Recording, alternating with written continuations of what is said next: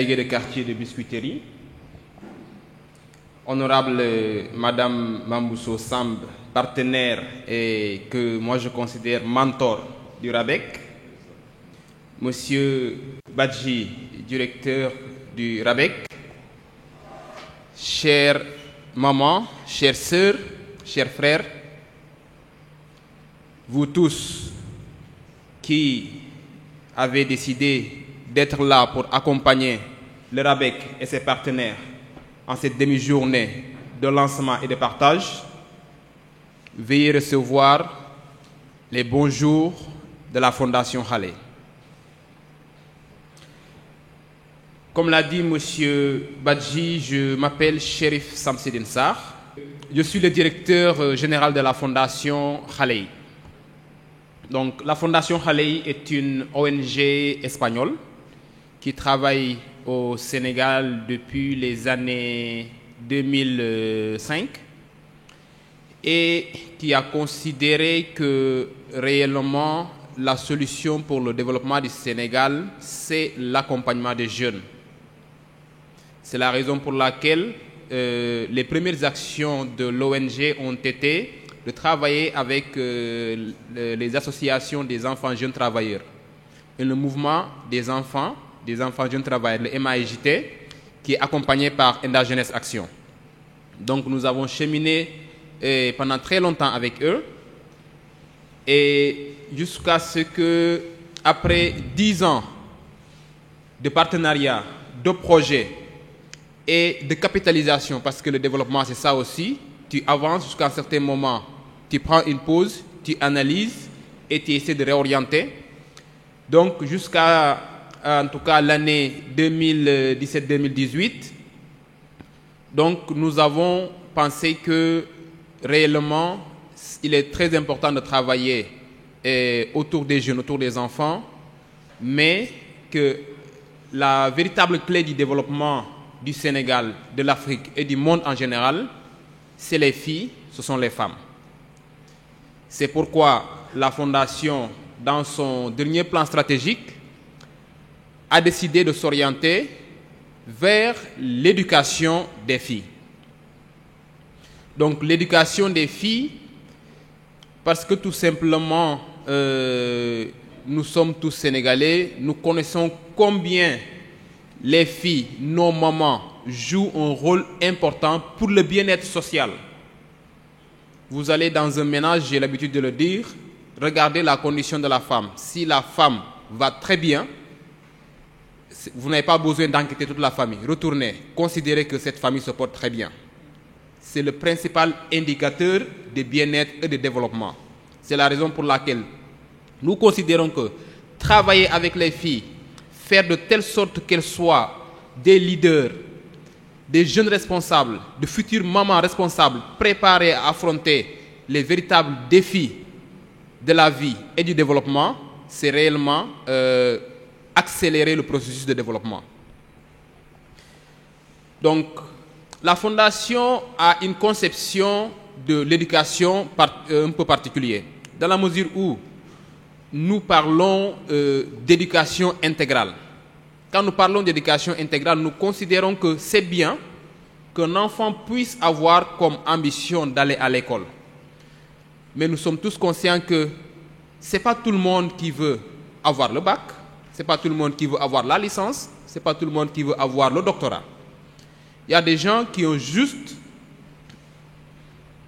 ambition de pouvoir lire et écrire, mais après ils ont des projets de vie, ils ont un projet entrepreneurial sur lequel ils comptent en tout cas mener leur vie. Donc c'est pourquoi nous, quand nous parlons d'éducation intégrale, donc nous prenons à la fois la scolarisation, c'est-à-dire que les filles doivent aller à l'école, ça c'est indéniable, au moins les filles doivent aller jusqu'au cycle moyen, c'est-à-dire avoir le BFM. Donc avec cet âge, elles pourront apprendre à lire, à écrire, à s'exprimer et être autonomes. Donc au-delà de ça, si la fille veut continuer ses études, c'est encore un avantage, mais si la fille a un autre projet de vie, ben, il faudrait l'accompagner dans cela. C'est pourquoi quand nous travaillons avec des organisations, on travaille à la fois avec les filles qui veulent continuer leurs études, mais également des filles qui ont d'autres projets de vie. C'est pourquoi ce projet, vraiment, le nom du projet, en tout cas, mon projet de vie, c'est vraiment quelque chose de très important pour nous et de représentatif de ce que nous avons comme vision. Donc, mon projet de vie, donc, travaille, en tout cas, sur les obstacles à l'éducation des filles. Nous savons qu'aujourd'hui, parmi les obstacles, dernièrement, nous sommes en train de travailler autour d'une recherche que nous avons menée dans les régions de Ziguinchor, de Sédhiou, de Thiès, de Diourbel et de Louga.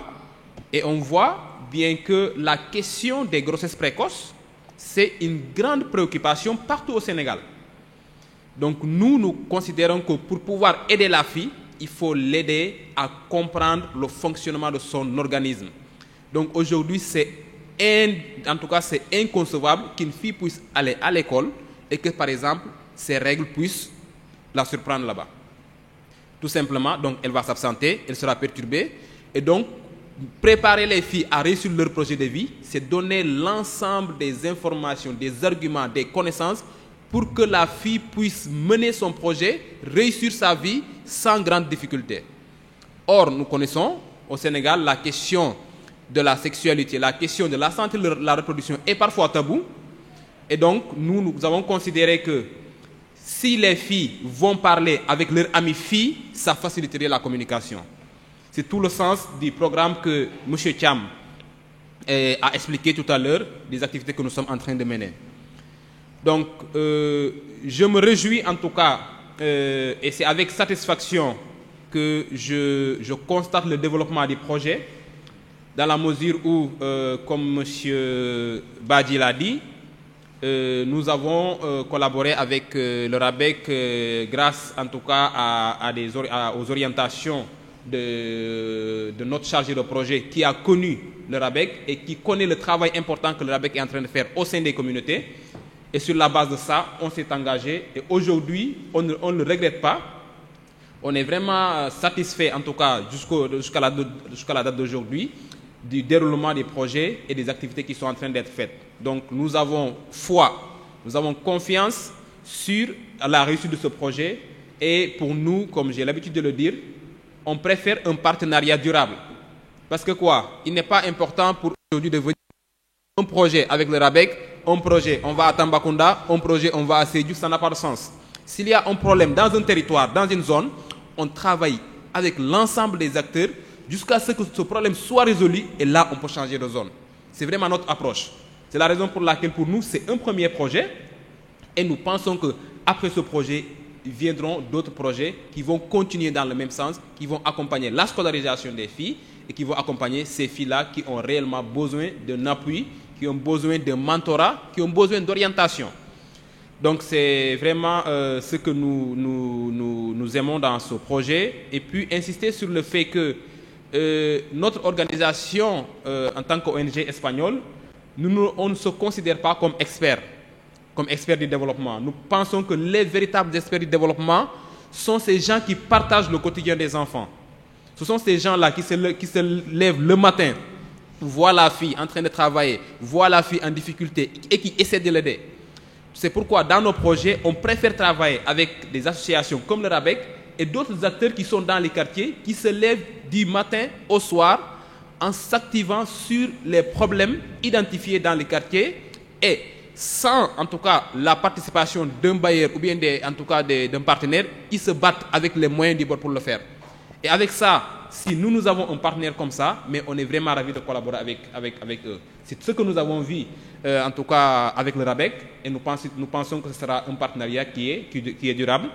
Donc voilà, c'était ces quelques mots que moi je voulais dire, tout en remerciant tout le monde et l'assistance et à toutes les personnes qui accompagnent ces jeunes filles, qui accompagnent le RABEC, parce que le développement de ce pays, c'est réellement, moi je suis convaincu que ce sont les associations qui peuvent le faire.